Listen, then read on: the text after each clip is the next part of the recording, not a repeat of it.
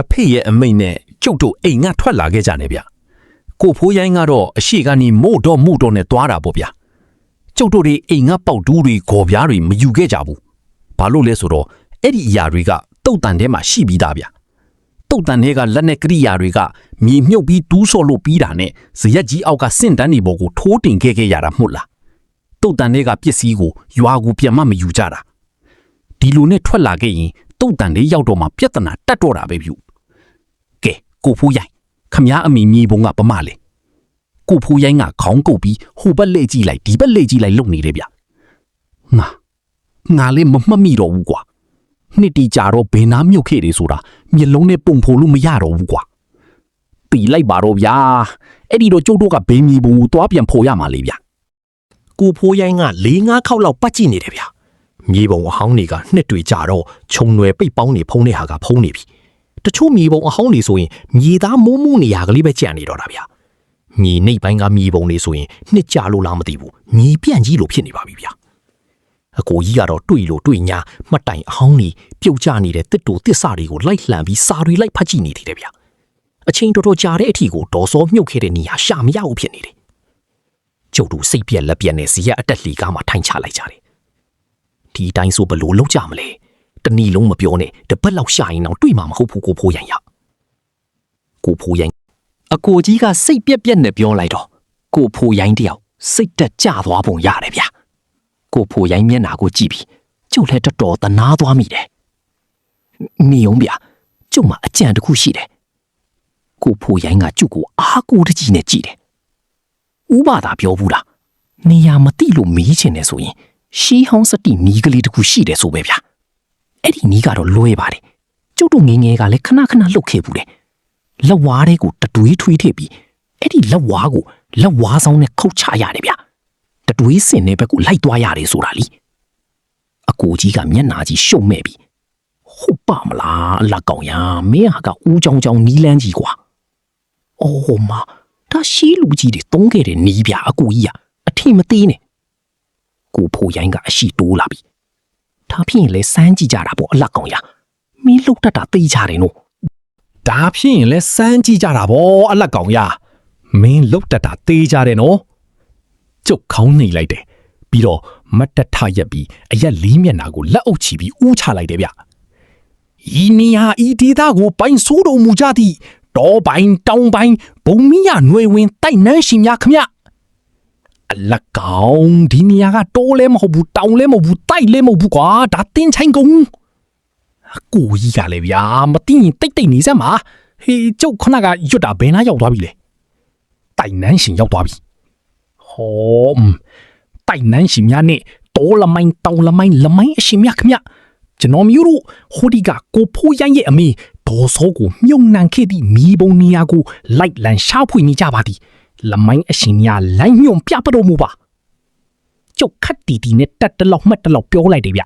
ပြီးတော့လက်ဝါးတဲ့တတွေးထွေးထည့်ပြီးလက်ဝါးဆုံးနဲ့ခုတ်ထဲလိုက်တာတတွေးဆက်ကဖောက်ကနေခုန်ထွက်သွားပါလေရောဗျကျုပ်တို့တတွေးဆက်ကျသွားတဲ့နေရာကိုဆက်လိုက်သွားကြတယ်အဲ့ဒီနေရာရောက်တော့နောက်တစ်ခါထပ်လှုပ်တာပေါ့ဗျဒီလိုနဲ့4-50ချိန်လောက်လဲလှုပ်ပြီးရောတတွေးဆက်ကခြုံပုတ်ကြီးတစ်ခုတည်းကိုဝင်သွားတာဗျအကူကြီးကတားနဲ့ထရည်တယ်အလက်ကောင်ကြီးအဲ့ဒီခြုံပုတ်ထဲကိုမင်းဖာသာမင်းမလိုက်သွားငါတော့မလိုက်တော့ဘူးဟဲ့ကိုဖိုးရိုင်းတောင်မှတန်တရားဝင်သွားတယ်အလက်ကောင်ရမင်းနီးလန်းကဟုတ်ရဲ့လားကွာကျုပ်ကတော့မကြည့်နေသေးဘူးဗျနောက်တစ်ခေါက်လောက်ထပ်လှုပ်ချင်သေးတယ်အဲ့ဒါနဲ့ခုနကဇရက်ကြီးအရှိကိုပြန်လာပြီးထပ်လှုပ်တယ်ဗျဒီတစ်ခါလဲတတွေးဆက်ကြရနောက်ကိုလိုက်ကြရင်ခုနကခြုံပုတ်ကြီးအနာပဲပြန်ရောက်လာကြတယ်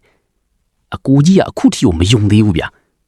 အလက်ကောင်မင်းဟာမဟုတ်တော့ဘူးနော်မင်းတမင်တက်ငါတို့ကိုခြုံတိုးစီခြင်းလို့လုပ်နေတာမဟုတ်လားဗျကျုပ်လုပ်နေတာဟန်ဆောင်တာတခုမှမပါဘူးအကူကြီးမယုံရင်အကူကြီးလုပ်ကြည့်ပါလားတော်စမ်းပါကွာငါကအဲ့လိုမဟုတ်ကတွေကိုမယုံဘူးကွာတော်ကြပါတော့ကွာအလက်ကောင်ဒီတစ်ခါမင်းမလုပ်နဲ့ငါလုပ်မယ်ကွာကောင်းတယ်ဗျာကျုပ်လည်းတွေးထွေးရတာများလို့အာခေါင်ချုံနေပြီကိုဖိုးရိုင်းကကာရက်ကန်ရှင်ဆိုတော့ကိုယ်တိုင်လုပ်တာပိုကောင်းပဲဗျဒီတစ်ခါတော့ဇရက်ကြီးအရှိကနေမစတော့ပဲတုတ်တန်အဝင်ဝါနာကညောင်မင်းကြီးနာကနေစလုပ်ကြတယ်ဗျအခါ20-30လောက်လုပ်ပြီးရောခုနကခြုံပုတ်ကြီးအနားကိုပဲရောက်လာပြန်ပါရောကျုပ်တို့တွေတယောက်မျက်နှာတယောက်ကြည့်လိုက်မိတယ်ဗျအကူကြီးတောင်အံ့ဩနေတယ်အလက်ကောင်ကြီးမင်းနီလန်းကထူးနေပြီနဲ့တူတယ်3 ခါလောက်တာ3 ခါလုံးဒီချုံ ဟုတ်တော့ဟုတ်နေပါပြီဗျဒါဟာဒေါ်စောကိုမြုပ်ခဲ့တဲ့နေရာပဲဖြစ်မယ်ဗျကျုပ်တို့တူးရအောင်ကိုကြီးကတတွေးစကြတဲ့နေရာကိုယုံပြီးလိုက်တူးကြတာငါတို့ပဲရှိမယ်ထင်တယ်ကွာအကိုကြီး300နော်ဗျ300ကျုပ်ပြောလိုက်မှအကိုကြီးကပေါက်တူးယူပြီးတူးတော့တာပဲဗျညီကကြစ်ပြီးမာနေလို့တော်တော်တူးယူရတယ်ဗျကိုဖိုးရိုင်းကလည်းမြေစာခဲတွေကိုဂေါ်ပြားနဲ့ကလော်ပြီးဝိုင်းကူပေးရှာတယ်ဗျကျုပ်တို့တွေနာယီဝက်လောက်တူးလိုက်တာမကြခင်တစ်သားပြားကြီးတစ်ခုမြေအောက်ကနေပေါ်လာဖို့ရောဗျအကိုကြီးကမြေသားတွေကိုဖဲ့ထုံးရင်အလက်ကောင်ကြီးအခုံးကြီးကွာအခုံးဖုံးပြင်ကြီးဒါဆိုရင်တော့တေးချနေပါပြီဗျာကျုပ်ပြောတယ်မဟုတ်လားလမိုင်းနဲ့ဒီလမ်းပြတာပါလို့အေးလက်ကောင်ငါအခုမှမှတ်မိပြီကွာဟုတ်တယ်ငါအမီကိုမြုပ်တော့ကဒီနားလီပဲကွာဟိုကလင်းနီဇုံပင်ကြီးရဲ့အနှုတ်ဖက်မှာမြုပ်ခဲ့တာကွာတစ်ပင်ကြီးနဲ့450တောင်ကွာနေအဲ့ဒီတော့ကတစ်ပင်ကြီးကဒီလောက်မကြီးသေးဘူးကွာဟုတ်ပြီငါမှတ်မိပြီကျုံနဲ့အကူကြီးအခေါင်းတစ်ခုလုံးပေါ်လာအောင်တော်တော်အားထုတ်ပြီးတူးနေရတယ်ဗျကိုဖူးရိုင်းကလည်းအားတတရိုးဖြစ်နေတယ်နေရောမင်းတို့တူးထားနေအောင်ကွာငါအုပ်စီဖို့ဂူလုတ်ဖို့တမ်းမြင့်ရွာသွားပြီးနည်းနည်းပါးပါးစုံစမ်းလိုက်အောင်မယ်အဲ့ဒီကအုပ်တွေဗလံမြေတွေလှဲနဲ့တိုက်မယ်ကွာမင်းတို့အခေါင်းဖော်ထားနေဟုတ်ပြီလားကိုဖူးရိုင်းကပြောဆိုပြီးတုတ်တန်ထဲကနေထွက်သွားတော့တယ်ဗျကျုံနဲ့အကူကြီးကတော့ဆက်တူးရတာပေါ့ဗျာတူးရင်နဲ့တဖြည်းဖြည်းခေါင်းအဖုံးကြီးပေါ်လာပါလေရောခေါင်းအဖုံးကပြင်ပြားတွေကအနက်ရောင်ကြီးတွေဗျအကူကြီးကြည့်ပါဦးဗျခေါင်းဖုံးပြင်နေရအနက်ရောင်လေးဖြစ်နေပါလားဗျဟာကွာမောရတဲ့ထဲစကားရှိနေပြန်ပြီအလက်ကောင်ရမြေကြီးအောင်မြုပ်နေတာပဲအလက်ကောင်ရကြာတော့မြေတက်ကူးပြီးမဲသွားတာဖြစ်မှာမို့တေချာကြည့်လိုက်မှအခေါင်းပြင်ချက်တွေမှာကုတ်ရချိရလိုမျိုးအရာတွေအများကြီးပဲဗျအစင်းကြောင်းနေဆိုနေတာမဟုတ်ဘူးအကူကြီးခေါင်းပုံးကြီးမှာအစင်းကြောင်းတွေလည်းအများကြီးနော်တချို့အစင်းကြောင်းတွေကလည်းတော်တော်နဲ့တယ်ဗျမင်းကတော့လုံးပြန်ပြီးအလက်ကောင်ရအခေါင်းပြင်ဆိုတာဒီလိုပဲရှာကြံလောက်ရတာပဲကွာဒေါ်စောတို့ကငွေမတက်နိုင်တော့သုံးပြီးသားပြင်ပြီးအခေါင်းဆက်တလားမမသိတာစကားတွေရှေ့မနေနဲ့မြန်သာလုပ်ဟိမကြခင်အခေါင်းကြီးတစ်ခုလုံးပေါ်သွားတော့တယ်အကိုကြီးကတူယိုးနဲ့အခေါင်းဖုံးကိုခွာကြည့်ဖို့လုပ်ပါလေရောအကိုကြီးဘာလုပ်တာလဲဗျအခေါင်းဖွင့်ပြီးအထက်ကကြံတဲ့အယိုးကိုယူမယ်လေကွာအခေါင်းတစ်ခုလုံးမြေကြီးပေါ်ဖော်ရရင်ငါတို့တော့မစားတာဘူးဟိအခေါင်းဖုံးကိုတန်ရိုက်ပိတ်ထားတာဗျဒါပေမဲ့ပုံမှန်ဆိုရင်တန်ကို4-50ချက်လောက်ပဲရိုက်ပြီးပိတ်တာပါအခုကျတော့တန်တွေကတလမာချတစ်ချက်လောက်ကိုရိုက်ထားကြတာဗျအခေါင်းတစ်ခုလုံးပက်လေဆိုရင်တန်ချောင်း30-40တော့အသာလေးရှိမယ်ထင်တာပဲအခေါင်းပြင်ခွာနေတဲ့အကိုကြီးတောင်မှပါဇက်ကအမျိုးစုံဆဲဆိုပြီးခက်ခဲခွာယူနေရတယ်ကိုဖူးကတော့အလကားရတိုင်းတန်နေကြီးရိုက်ထားတာပဲဟိဒီလူတွေလက်ကျိုးမတီးမှာဘူးကွာထူးတဲ့အကူကြီးရဲ့မြေကြီးအောက်မှာ6နှစ်9နှစ်လောက်မြုပ်နေတဲ့တစ်သားတွေကအခုထိကိုပူးမထိုးချမကိုက်မဆွေးမမြေ့သေးဘူးနော်အလက်ကောင်ရမင်းဒီနေ့မှဘာတွေဖြစ်နေတာလဲမဟုတ်တာတွေတွေးမနေနဲ့ငါ့ကိုဝိုင်းကူခွာပြီးစမ်းကွာပေါက်တူးအသွားကိုပြင်ချက်ကြားလေးထိပြီးတန်ချောင်းတွေကိုကလန့်ထိုးရတယ်ဗျခေါင်းဖုံးပြင်ရလေတလမာလောက်ကိုထူတယ်ဗျကျုပ်တို့ညီအကိုခေးစစ်လုပ်ပြီးတော်တော်ကြာတော့မှအခေါင်းဖုံးကပွင့်သွားတော့တယ်အထေးကနေပိုးမှုန်နေလို့ဖုံမှုန်နေလို့အမှုန်နေရရှူးကနေတိုးထွက်လာပြီးကျုပ်တို့ဘေးနားမှာရစ်တိုင်းသွားပါတော့တယ်ဗျာနှာခေါင်းကိုလက်နဲ့အုပ်ပြီးပခုံးပေါ်တင်ထားတဲ့ပစိုးစုံနဲ့ဒီအမှုန်တွေကိုခါထုံးပစ်လိုက်ရတယ်အခေါင်းလေးကိုမှုကြည့်လိုက်တော့မှအလောင်းကောင်ကြီးတစ်ခုကိုတွေ့လိုက်ရတယ်ဗျာထူဆန်းတာတစ်ခုကတော့အလောင်းကြီးမှာခေါင်းမပါဘူးဗျာဟကိုကြီးဒေါ်ဆိုးကြီးကခေါင်းပြတ်ပြီးတေသွားတာတော့မဟုတ်ပါဘူးနော်ဖဲကလာအလက်ကောင်ရယောဂဖြစ်ပြီးတေသွားတာပါကွဒါဆိုခေါင်းကဘယ်ရောက်သွားတာလဲအကိုကြီးကအမုံတွေကိုခါထုတ်ပြီးအခေါင်းထဲကိုငုံကြည့်လိုက်တယ်ဟေးကွာခေါင်းကဘယ်ရောက်သွားတာလဲဟာကျုပ်တို့ဖော်တာဒေါ်ဆိုးအခေါင်းတော့ဟုတ်ပါတယ်နော်မဟုတ်လဲဟုတ်တယ်လို့ပဲလုပ်ရမှာပဲအလက်ကောင်ရမင်းစဉ်းစားကြည့်ကွာကိုဖိုးရိုင်းကလည်းသူ့အမေဘေးနားမြုပ်ခင်မှမှတ်မိတာမဟုတ်ဘူးကွာဒီအလောင်းမဟုတ်ဘူးဆိုရင်ပြန်မြုပ်ပြီးနောက်တနေရာထပ်တူးနေရအောင်မယ်သူကမပင်ပန်းမိမယ်တူးရတဲ့မာတို့ကပင်ပန်းနေကွာဒီအလောင်းကြီးကြည့်ပြီးသူ့အမေဟုတ်မဟုတ်မှတ်မိမယ်လည်းမထင်ပါဘူးကွာအကူကြီးပြောတာဟုတ်တယ်ဗျာအမှန်တိုင်းပြောရရင်ကျုပ်လည်းဒီကိစ္စကိုမြန်ပြီးချင်နေပြီဗျာခေါင်းမပါတာဘလို့လုပ်မလဲဗျာတူးရင်ပြုတ်ရင်ခေါင်းခွန်ကကြေသွားတယ်လို့ပြောလိုက်ရုံပေါ့ကွာလာဟိဒီအယူချောက်ကြီးကိုထုတ်ကြရအောင်တူးရင်ပြုတ်ရင်ခေါင်းခွန်ကကြေသွားတယ်လို့ပြောလိုက်ရုံပေါ့ကွာလာဟိဒီအယိုးချောက်ကြီးကိုထုတ်ကြအောင်အကိုကြီးကအယိုးချောက်ကိုဆွဲထုတ်ဖို့လုပ်တယ်ဗျ အယိုး6အောက်မှာဆောင်းလိုအဝတ်စားတစ်ခုပါလေအဲ့ဒီအဝတ်စားနဲ့တယောက်တစ်ဖက်ကင်ပြီးမြောက်တင်လိုက်တော့အယိုး6ကအตาကလေးပါလာပါရောအယိုး6ဆိုပြီးမဲ့အယိုးဖြူကြီးဖြစ်နေတာမျိုးမဟုတ်ဘူးဗျလူ6ဒီပုံစံလိုမျိုးအရေပြားတွေက6ကပ်ပြီးအယိုးမှာကတ်နေတဲ့ပုံစံမျိုးဗျ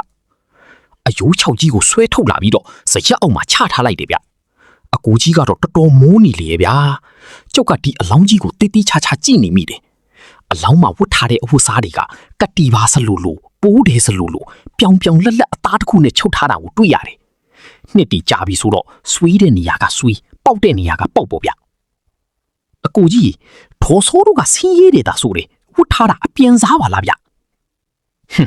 တေးသွားရင်ဝတ်ကောင်းစားလာတယ်အင်ကြီးအစ်စ်တွေဝတ်ပြရတယ်တူရင်ပြူရင်ခေါင်းခွန်ကကြေသွားတယ်လို့ပြောလိုက်ရုံပေါ့ကွာလာဟဲ့ဒီအယိုး6ကြီးကိုထုတ်ကြအောင်အကူကြီးကအယိုး6ကိုဆွဲထုတ်ဖို့လုပ်တယ်ဗျအယိုး6အောက်မှာဆောင်းလိုအဝတ်စားတစ်ခုပါလေအဲ့ဒီအဝတ်စားနဲ့တယောက်တစ်ဖက်ကင်ပြီးမြောက်တင်လိုက်တော့အယိုး6ကအตาကလေးပါလာပါရော